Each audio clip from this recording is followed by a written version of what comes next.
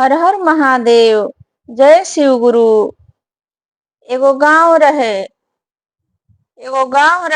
उ गांव के बाहर एगो बहुत बड़ा प्रसिद्ध शिव मंदिर रहे।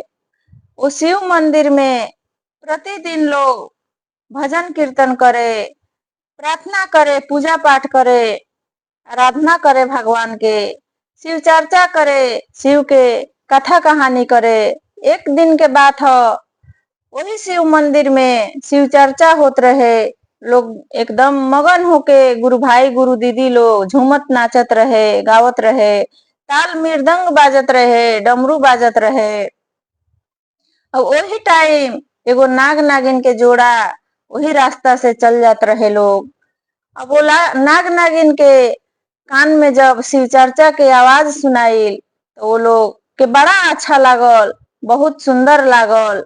वो लोग वहां वो मंदिर के कोनो कोना में बैठ के वो लोग शिव चर्चा सुने लागल। शिव चर्चा में बहुत अच्छा अच्छा भजन कीर्तन होखे, कथा कहानी होके, शिव के चर्चा होखे। जब शाम भइल, शिव चर्चा खत्म भइल, आरती भइल, तो वो लोग वहां से अपना स्थान के जाए लागल। जब वो लोग कुछ दूर गइल तो एगो रिक्शा वाला के पहिया से नाग कुचला गइलन। नाग जब कुचला गइलन तो नाग वही जा मर गइलन। अब रिक्शा वाला उतर के रिक्शा पर से नाग के देखे लगलन। जब उनकरा के देखे लगलन, देखा तारन तो नाग मर गइल बाड़न। अब वो बड़ा टेंशन में हो गइलन, उनकरा के अभी देखते रहलन। तब तक वहां नागिन पहुंच गइली। नागिन जब पहुंच गइली तो देखा तारी जे हमर नाग ये रिक्शा वाला के रिक्शा से कुचला गइल बाड़न, आ कुचला के यहाँ मर गइल बाड़न।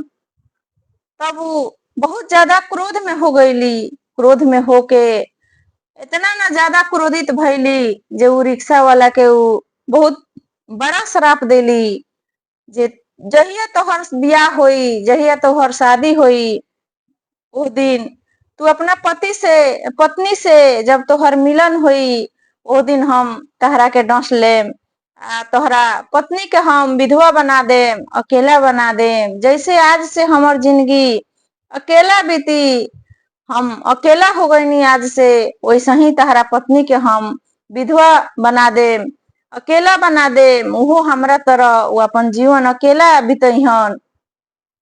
बहुत सारा श्राप दे के उनकरा के हम जौन दिन तो हर पत्नी से मिलन हुई, जौन दिन तो पत्नी से अच्छा से बात विचार करब, वो दिन हम तहरा के आके डस लेम। वो इच्छाधारी नागिन रली, कह के श्राप के उनकरा के वहां से उचल देली।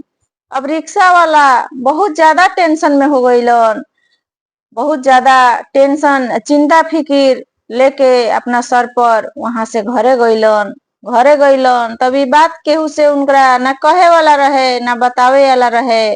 उ सोचलन जे ई बात अगर कहतनी तो ई बात सुन के घर परिवार में माई बाप सब लोग टेंशन में हो जाई, सब लोग चिंता हो जाई सब लोग के। अभी बात कोई से नईखन बतावत, आ अपन वैसे ही टेंशन में रहे लगलन, टेंशन में ही अपन काम धंधा करस। लेकिन वो बात उनकरा कभी उनकरा दिमाग से जाए ना जे हमरा के नागिन श्राप देले बाड़ी।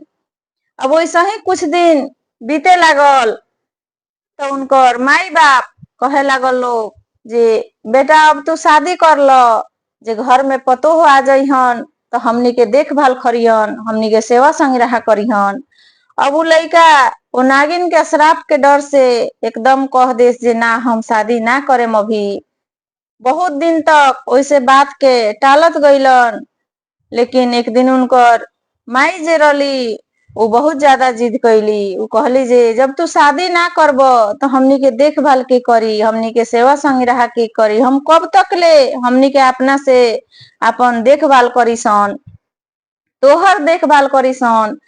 अब उनकर माई बहुत ज्यादा जिद करके खाना पानी सब छोड़ देली। वो कहली जब तक तू शादी ना करब तब तक हम खाना पीना कुछ ना खाए। अब बहुत ज्यादा वो लोग के जिद के कारण अब वो लड़का शादी खातिर मान गइलन। कहीं एगो सुंदर लड़की देख के उनकर शादी भइल, शादी कर देलक लोग, बड़ा धूमधाम से शादी कैलक लोग। जब पत्नी घर में अली तो उ पत्नी के लगे ना जास ना आवस ना बोलस, बस खाना पानी रखा जाए, जाके खा लेस, फिर घर में से निकल जास। कोनो मतलब ना रहे पत्नी से, कुछ ढंग से बात विचार ना करस, बोलस चालस ना।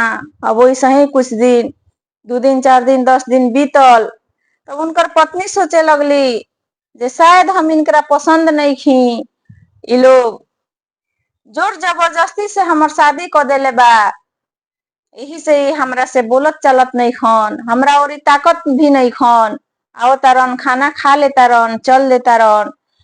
अब 10 दिन 15 दिन बीतल, एक दिन जब वो खाना खा के अपना काम पर निकलत रहलन, वही टाइम उनकर पत्नी उनकर हाथ पकड़ लेली और उनकरा से पूछे लगली जे हमरा के रउआ बताई जे हम रउआ पसंद नहीं खी, तो रउआ हमरा से शादी काहे कईनी? हमरा से जब बोलही चालही के ना रहे, हम रउआ पसंदे ना रहनी, तो रउआ हमरा से शादी काहे कईनी?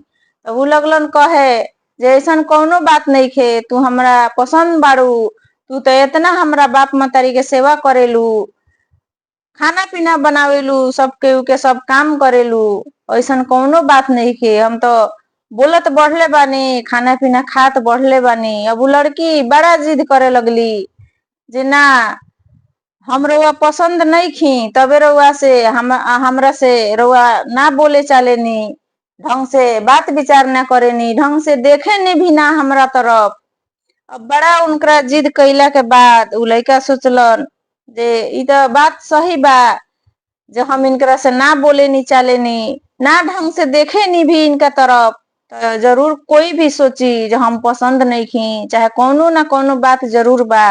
अब वो लड़की के बहुत ज्यादा जिद कैला के बाद वो लड़का वो नागिन के बात बतावे पर मजबूर हो गईलन।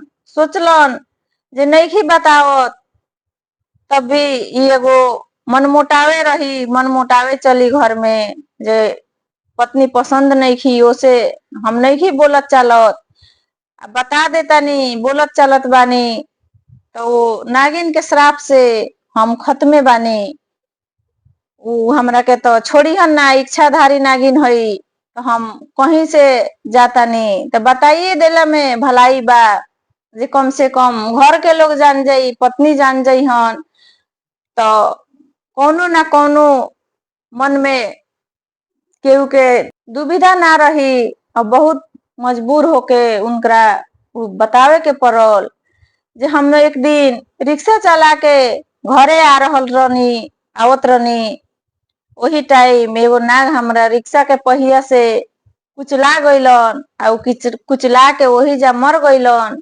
जब नाग मर गईलन तो नागिन हमरा के श्राप देली जे जहिया तोहर बियाह होई, जहिया तोहर पत्नी से मिलन होई, ओ दिन हम आके तहरा के डस लेम, आ तहरा पत्नी के हम अकेला कर देम, विधवा कर देम, विधवा बना देम, उनकरा अकेला जीवन बितावे के पड़ी हमरा जैसन। अब सारा बात जब उ लइका बता देलन अपना पत्नी से, तो उ कहली जे ठीक बा, इ रउआ श्राप मिलल बा, तो एकर हम इ समस्या के समाधान करे के कोशिश करेम, हम उ नागिन से क्षमा मांगेम। कह के ओ लइका से कहली, अपना पति से कहली जे रउआ बिहान हमरा के खाली 2 बाल्टी दूध लिया के दे दी, हम ए समस्या के समाधान करेम। अब वो लइका बिहान भइल, बिहान भइला 2 बाल्टी दूध लिया के अपना पत्नी के दे देलन। अब वो का कैली जे दोनों गेट के दुआरी पर दोनों बाल्टी में दूध रख देली, वो में भर भर बाटा नमक डाल देली दोनों बाल्टी में। अब खाना पीना अपना पति के खिया के, सास ससुर के खिया के,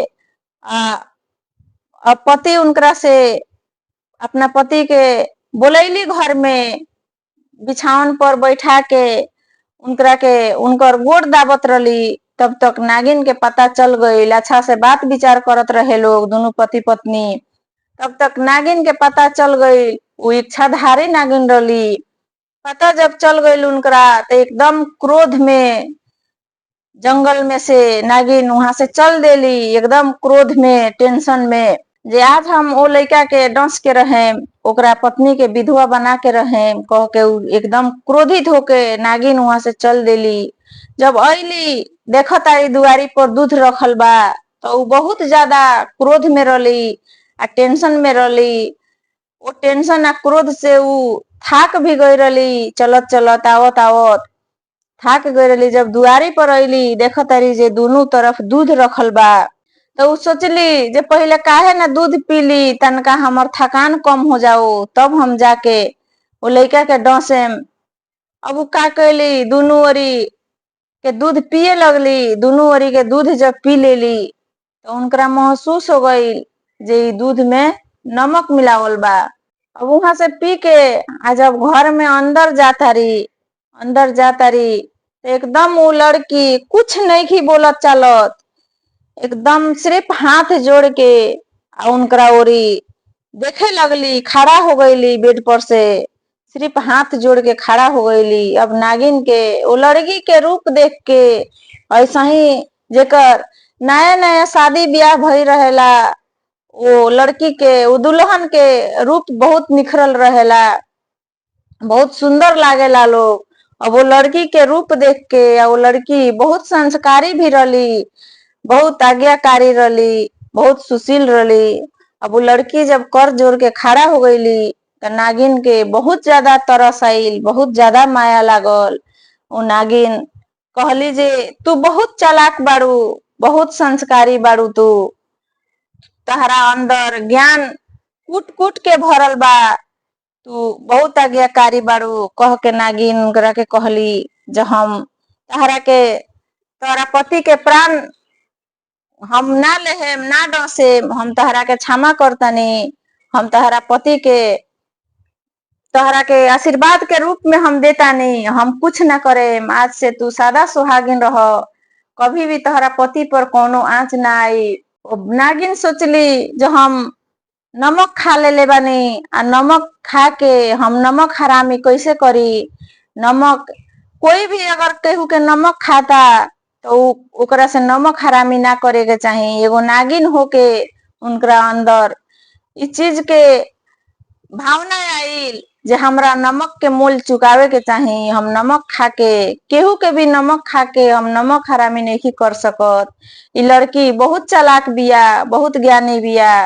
वो लड़की से सब कुछ कह के उनकरा के सदा सुहागिन के आशीर्वाद दे के वहां से उ नागिन चल देली।